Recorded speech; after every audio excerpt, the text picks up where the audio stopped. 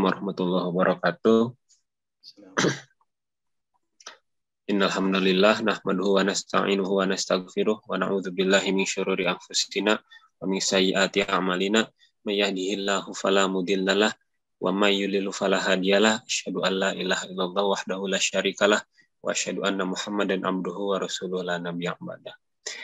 Selamat pagi rekan-rekan, akang teteh semuanya, jemaah pengajian Al-Kahfi mingguan.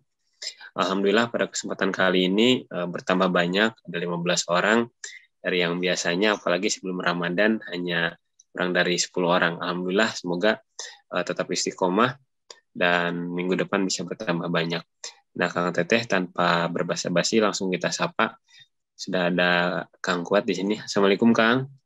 Waalaikumsalam warahmatullahi wabarakatuh.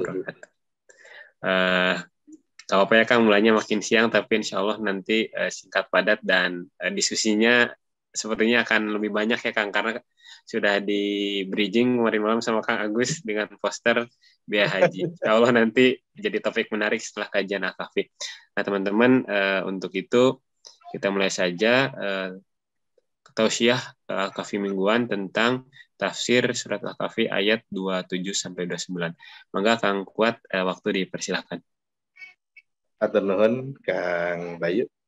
Bismillahirrahmanirrahim. Assalamualaikum warahmatullahi wabarakatuh. Waalaikumsalam warahmatullahi wabarakatuh. Alhamdulillah wassalatu wassalamu ala Rasulillah wa ala alihi wa sahbihi wa mawalah wa la haula wa la quwata illa billah. Ikhwah fillah sekalian yang kami muliakan dimanapun berada, baik melalui saluran udara maupun saluran offline. Anak-anak kecil saya ini, bocil-bocil juga ikut menyaksikan. Kita insya Allah akan melanjutkan kajian surat Al-Kahfi yang pada kesempatan hari ini akan lanjut pada ayat yang ke-27. Kelihatannya satu ayat aja udah cukup padat, di mana Allah Subhanahu wa taala berfirman, A'udzubillahi minasyaitonir rajim. Watlu ma uhiya ilaika min kitabi rabbik la mubaddila li kalimatihi wa la tajida min dunihi multahada. Artinya, watlu, dan bacakanlah apa yang diwahyukan kepadamu, yaitu kitab dari Tuhanmu, yaitu Al-Quran.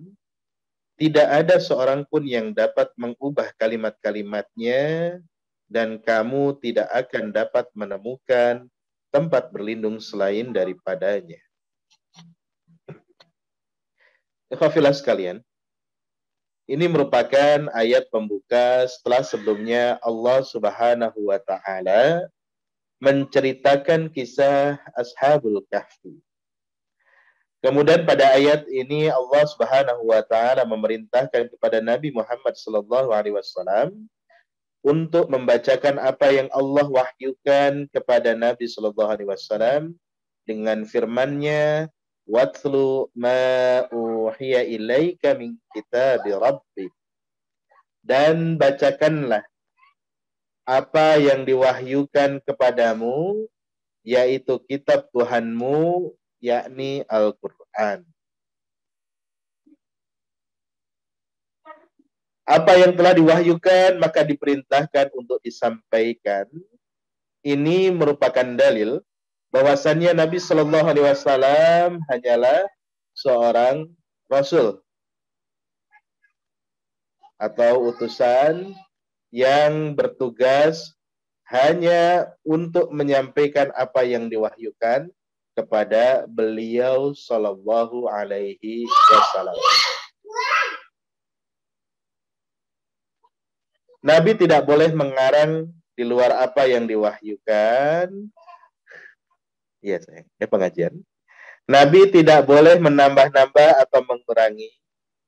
Beliau diperintahkan untuk menyampaikan apa adanya, baik yang berkaitan dengan kisah Ashabul Kahfi, ya, atau ayat-ayat yang lain. Wa ma yantiqu 'anil hawa in huwa illa wahyu yuha. Dan tidaklah Nabi Shallallahu alaihi wasallam berkata-kata karena hawa nafsunya beliau berkata-kata kecuali dengan apa yang diwahyukan oleh Allah Subhanahu wa taala. Nabi hanya ditugaskan menyampaikan dan membacakan apa yang Allah Subhanahu wa taala sampaikan kepada beliau. La mubaddila likalimatih. Tidak ada seorang pun yang dapat mengubah kalimat-kalimatnya. Dalam firman-Nya, la mubaddila, maka huruf la di sini adalah la nafiyatul lil jinsi. Dan mubaddila adalah isim la. Kalau yang belajar ilmu nahwu nanti akan kenal la nafiyatul lil jinsi, dan setelahnya kemudian ada isimnya. Isimnya la adalah mubaddila, dibaca dengan kalimat mansub, ya, dengan kalimat mansub, yaitu dibaca mubaddila. Jadi ilmu nahwu itu pengertian sempitnya adalah ilmu untuk mengetahui ujung akhir kata dalam bacaan atau kata-kata bahasa Arab. Apakah dibaca marfu' dhammah u, mansub atau fathah a, majrur atau jar i, dan derivat-derivatnya. Jadi hanya untuk tahu a i u-nya itu teorinya panjang sekali. Sedangkan shorof ada ilmu yang mempelajari tentang tata bahasa Arab berkaitan dengan perubahan kata. Fa'ala yaf'alu fa'lan wa maf'alan fahuwa fa'ilun wa dzaka maf'ulun uf'ul la taf'ul maf'alun maf'alun mif'alun. Paling tidak ada 16 perubahan kata. Dan kata dibagi menjadi kata kerja dibagi menjadi 3 di dalam bahasa Arab. Kata kerja bentuk lampau fil madhi, sekarang mudhari, kemudian kata kerja bentuk perintah fil amr, dan seterusnya. Jadi menarik sekali kalau belajar bahasa Arab, sehingga bahasa Arab ketika kita mengetahui tata bahasanya tanpa harokat pun kita bisa membaca dengan baik. Tapi perlu waktu cukup lama. Dalam bahasa Sunda disebutnya dengan ilmu alat. Nah, mubaddila ini merupakan isim la. Dan tidaklah didatangkan dalam bentuk seperti ini, yaitu dalam bentuk la mubaddila, diawali dengan la nafiyatul lil jinsi dan diikuti dengan isimnya, kecuali untuk menafikan segalanya. Contohnya ketika ada seseorang bertanya, apakah ada orang di rumah? Kemudian dijawab dengan bahasa Arab misalnya, la ahada fid dar. Hal yujad ahadun fid dar? La ahada fid dar. Tidak ada seorang pun yang berada di rumah ini. Tidak ada seorang pun. Maknanya la nafiyatul li jinsi, artinya tidak ada sama sekali orang berada dalam rumah ini. Berarti la ini menafikan jenis orang, yaitu tidak ada seorang pun yang ada di rumah. Dan la di sini namanya la nafiyatul li jins, yaitu kata la yang berfungsi untuk menafikan segala jenis. Maka di sini Allah Subhanahu wa taala mengatakan la mubaddila, artinya adalah tidak ada seorang pun yang dapat mengubah. Tidak ada seorang pun yang dapat mengubah, sehingga siapapun itu, entah itu jin, entah itu malaikat, entah itu manusia, siapapun di dunia ini selain pemilik kalimat-kalimatnya, maka tidak ada yang bisa mengubah kalimat-kalimat Allah Subhanahu wa ta'ala. Kalimat-kalimat Allah Subhanahu wa ta'ala sendiri terbagi menjadi 2. Yang pertama, al-kalimatus syar'iyyatu, dan yang kedua adalah al-kalimatu kauniyatu. Kalimat syar'iyyah dan kalimat kauniyah. Kalimat syar'iyyah ini adalah seperti ayat-ayat dalam Al-Quran. Maka ketika Allah Subhanahu wa taala berfirman, la mubaddila li kalimati, tidak ada seorang pun yang dapat mengubah kalimat-kalimatnya. Jika ditinjau maknanya, maka kalau dihubungkan dengan al-kalimatus syar'iyyah, maka maknanya adalah Al-Quran ini tidak ada seorang pun yang dapat mengubah-ubah ayat-ayat yang ada di dalam Al-Quran. Karenanya, Al-Quran ini dari dulu sampai sekarang ini selamat dari upaya pengubahan, baik dilakukan oleh orang-orang Barat maupun dilakukan oleh orang-orang Timur. Maka kita tidak diperkenankan dan tidak ada satupun makhluk sampai hari ini yang dapat menambah, yang dapat mengurangi, maupun yang dapat mengubah satu huruf pun di dalam Al-Quran. Allah menantang, wa in kuntum fi raibim mimma nazzalna ala abdina fa'tu bi suratin min mithli. Seandainya saja engkau ragu terhadap ayat-ayat yang diturunkan oleh Allah Subhanahu wa taala, maka datangkanlah satu surat saja yang semisal Al-Qur'an. Wad'u syuhada'akum min dunillahi in kuntum shadiqin. Dan mintalah penolong-penolong yang sanggup menolongmu selain Allah jika engkau termasuk orang-orang yang benar. Dan pasti tidak akan sanggup. Fa illam taf'alu, maka sesungguhnya jika engkau tak akan sanggup, walang taf'alu, dan sekali-kali engkau tidak akan pernah sanggup. Nah, ini sudah ditandaskan sendiri Allah dalam surat Al-Baqarah, walang taf'alu fattakun naral lati waquduhan nas wal hijarah, maka takutlah terhadap azab Allah Subhanahu wa taala yang bahan bakarnya terbuat dari manusia dan api neraka. Waidat lil kafir, yang disediakan Allah bagi orang-orang yang ingkar. Sehingga ayat-ayat Allah Subhanahu wa taala la mubaddila li kalimati, tidak ada yang bisa sanggup untuk mengubahnya.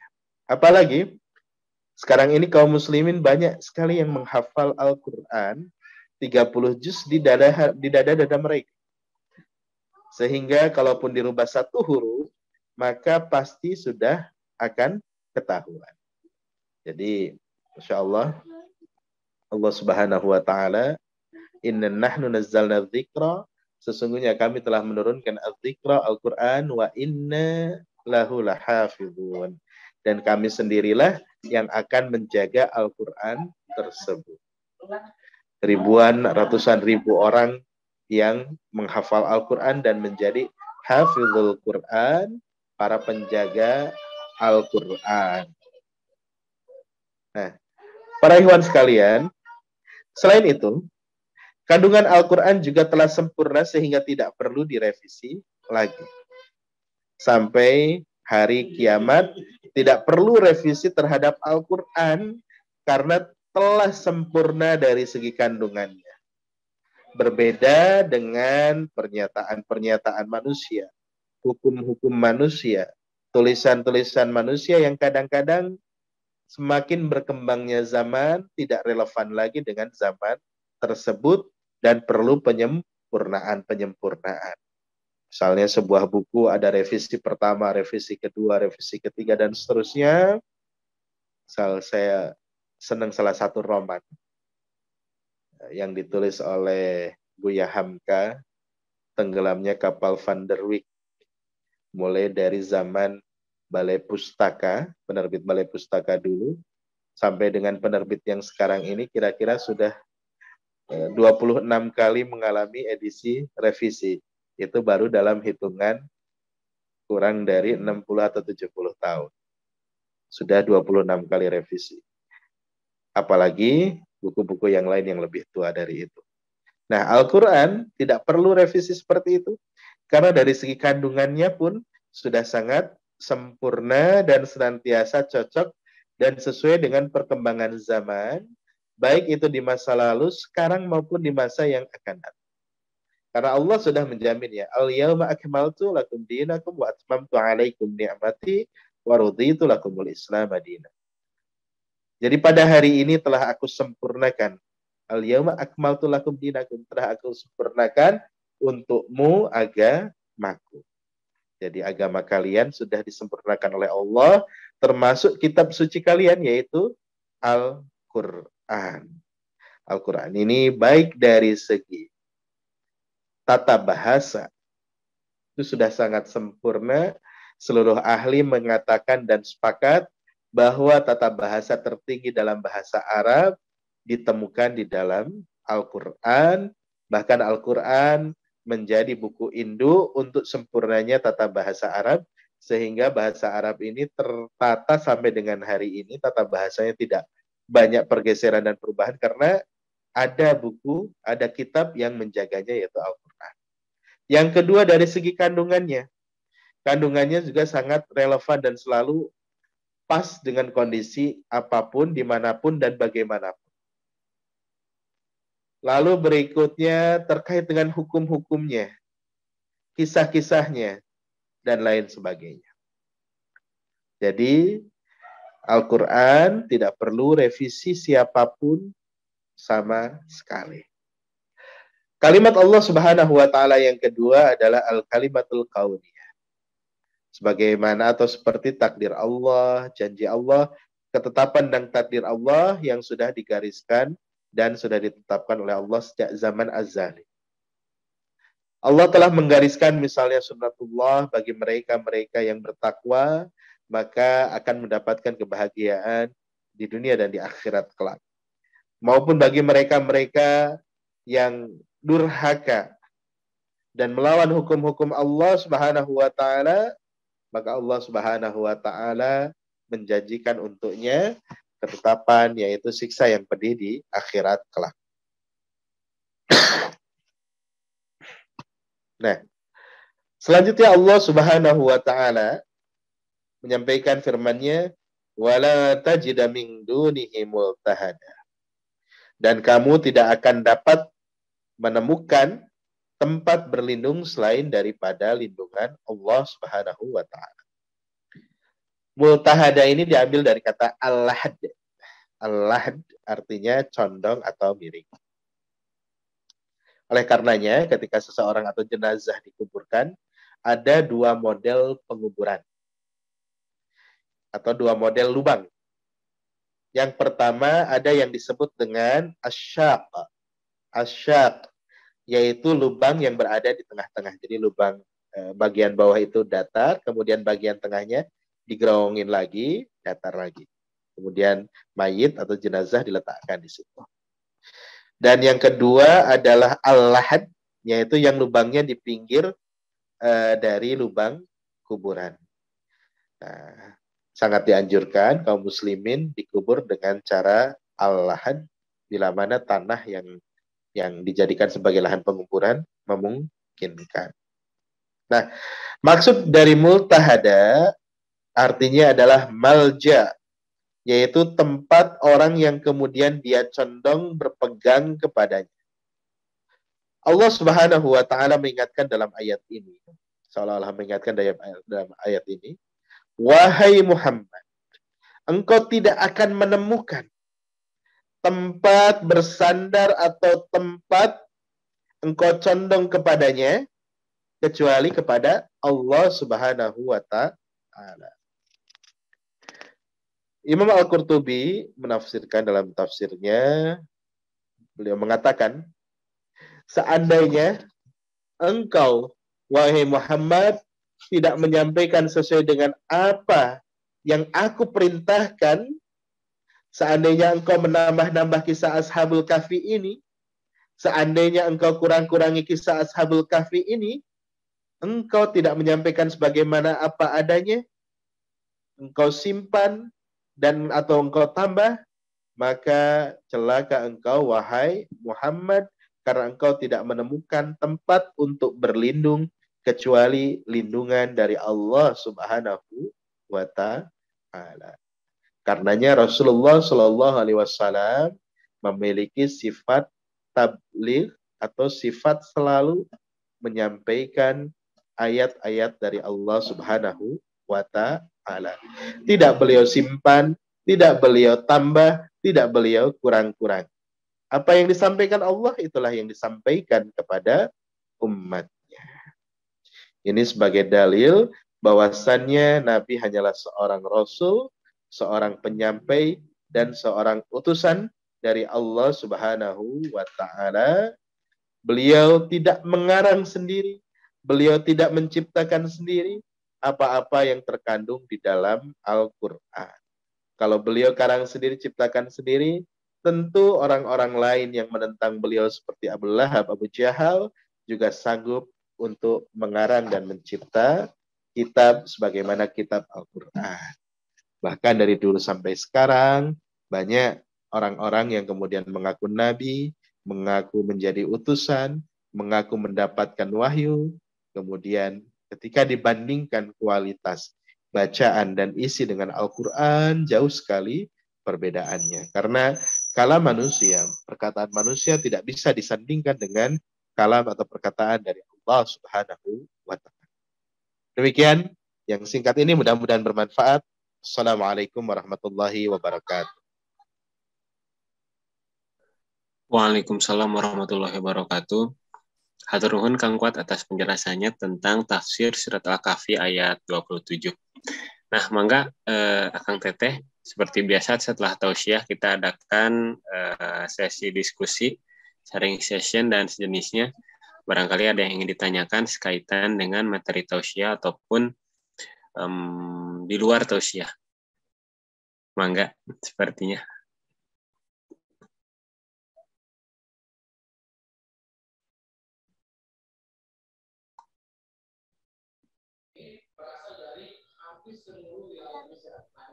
Kang Gugup, Kang Agus, ada yang ingin di... Oh, mangga Kang Ade, seperti... Halo, cek. Halo, ya. Ayah. Kang Ade Cengacung. Di luar, iya, panginten di luar materi anu bieu. Teu naon? Sawias Kang. Sawias. Mun kaleresan kamari teh intin pangaosan geuning perkawis materi witir kaleresan nuju tadi saum kan. Witir secara umum di Banjar kan aya dua versinya, aya anu 3, aya anu 2 sareng hiji. Nah, kamari teh anu dipermasalahkeun teh anu 2 sareng hiji gitu. Margi kunaon gitu. Tina bahasa witir kan ganjil gitu. Anu 2 rakaat kan niatna gitu. Usoli sunata witri rakaatna ini pami di bahasa Sundakeun panginten niat abdi salat ganjil 2 rakaat gitu. Janten asa kirang ngepas gitu. Kamari aya nu naroskeun teh nyuhunkeun sumberna eta kumaha ti mana gitu, keterangan ti mana gitu margi kaleresan anu diselenggarakeun ti kapur mung nurutan wungkul anu saacan-saacana gitu. Pami anu 3 rakaat mah langsung 3 rakaat gitu aya masalah gitu, eta mah da memang tos ganjil gitu. Panginten nyuhunkeun eta panginten manawi nu sanes oge aya nu pernah nguping pernah terang gitu. Hatur nuhun.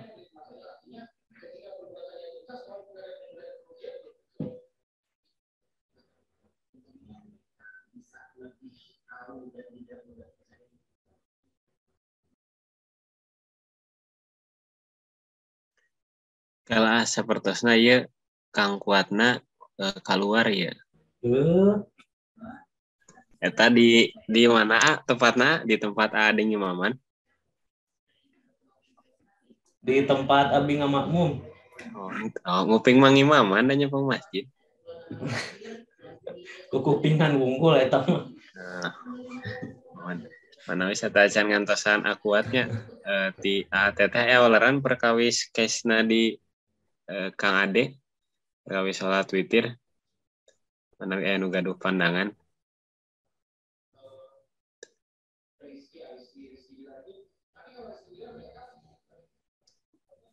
Sakedapnya Kang teh boleh dikonfirmasi akuatna. Keluar bisa protesna.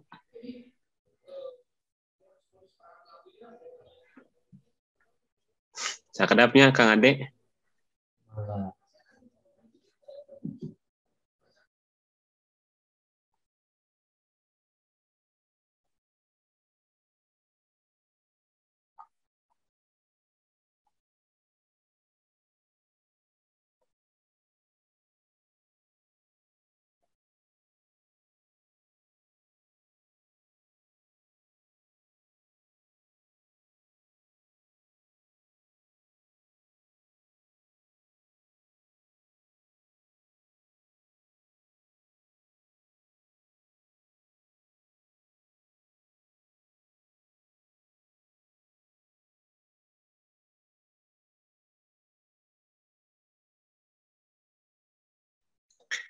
Nah, Kang Teteh sakedapnya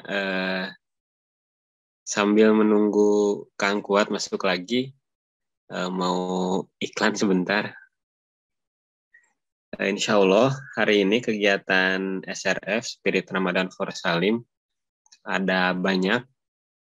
Bertepatan nih kebetulan hari ini dari jadwal agak padat. Yang pertama ada Al-Kahfi Time yang dilaksanakan hari ini. Alhamdulillah ada 15 orang tadi. Bertambah banyak dari pertemuan sebelumnya. Ini Al-Kahfi Time kedua selama bulan Ramadan. Jadi nanti insya Allah akan dilaksanakan lagi Jumat depan. Masih sama pukul 5 pagi, agendanya pun sama, nanti tadarusan bareng kita, habis itu ada tausiah dari Kang Kuat dilanjutkan dengan diskusi maupun sharing session. Yang kedua, per Jumat dan Sabtu dalam setiap pekannya itu ada kegiatan mentoring anak di Desa Binaan for Salim, atau dalam kegiatan Ramadan nih namanya Aksi Berseri, bakti sosial dan buka bersama anak negeri yang dilaksanakan di 3 desa. Pertama ada di Waringin Sari, Langansari, Kota Banjar. Kemudian yang kedua masih di Banjar, di Binangun, Kecamatan Pataruman. Nah yang ketiga nih di Desa Pulau Erang, Kecamatan Lakbok, Kabupaten Ciamis. Bertambah alhamdulillah per Ramadan tahun kemarin, karena yang awalnya bina desa kita cuma 1 desa di Waringin Sari. Nah, kemarin berkat diskusi itu bareng Pak Supriyatna dan Pak Supriyandi minta bantuan ke Forsalim, gimana nih kalau misalkan desa madrasah di desanya dibantu Forsalim saat Ramadan. Alhamdulillah diskusi dengan tim jalan sanggup, itu akhirnya udah 2 tahun Ramadan nih kita punya 3 desa binaan. Tahun ini dilaksanakan selama 3 pekan. Kalau biasanya 4 pekan, tahun kemarin 4 pekan, kita 3 pekan. Nah, yang pekan terakhir, pekan besok insya Allah akan diadakan sekaligus dengan penutupan kegiatan aksi berseri, ditandai dengan penyerahan sembako untuk 1 anak-anak madrasah, dan yang kedua untuk ibu bapak guru madrasahnya, Alhamdulillah untuk kegiatan Baksos ini udah tercover sama CSR Telkomsel kemarin dari Kang Barkah. Dan nanti paling dibuka lagi donasi ini Kang Teteh, insya Allah publish hari ini untuk kegiatan buka bersama. Karena nanti selain penyerahan Baksos ada juga buka bersama, mengingat antusiasme calon agnia dari Forsalim maupun di luar Forsalim yang sampai hari ini masih ada, sedangkan donasi pertama kita sudah ditutup untuk kegiatan lomba anak-anak dan kegiatan bagi-bagi takjil. Jadi nanti kalau ada donasi, Forsalim tetap buka, namun nanti dialihkan ke kegiatan buka bersama. Nah, yang ketiga, ada Omikron juga, spesial nih episode nanti ada dari Pak Nur Wahid.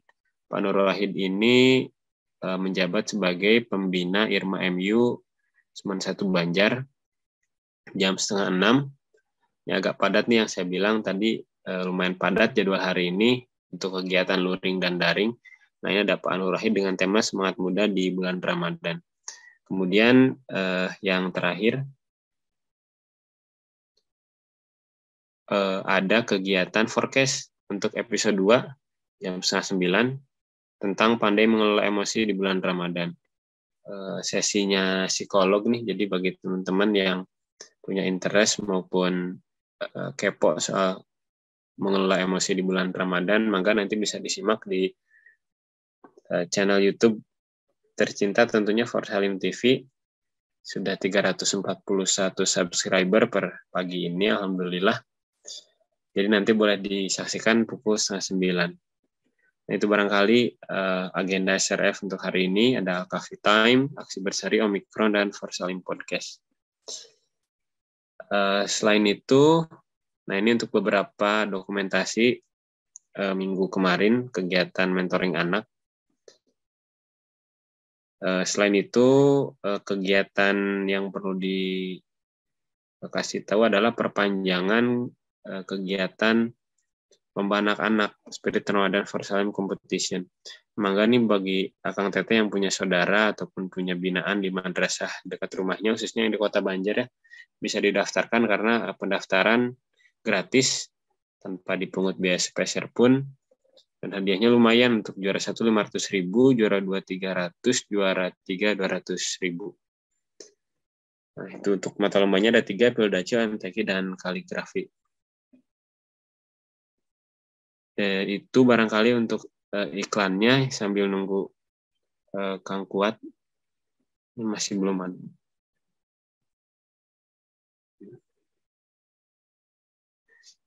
ada. Ini. Barangkali ada yang bisa sharing soal pertanyaan dari Kang Ade, mangga Akang Teteh sambil nunggu.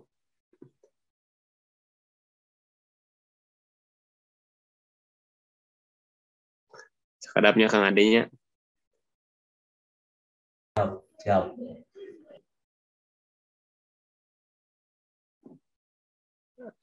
Sebentar ya Kang Teteh, saya izin kontak Kang Kuat dulu.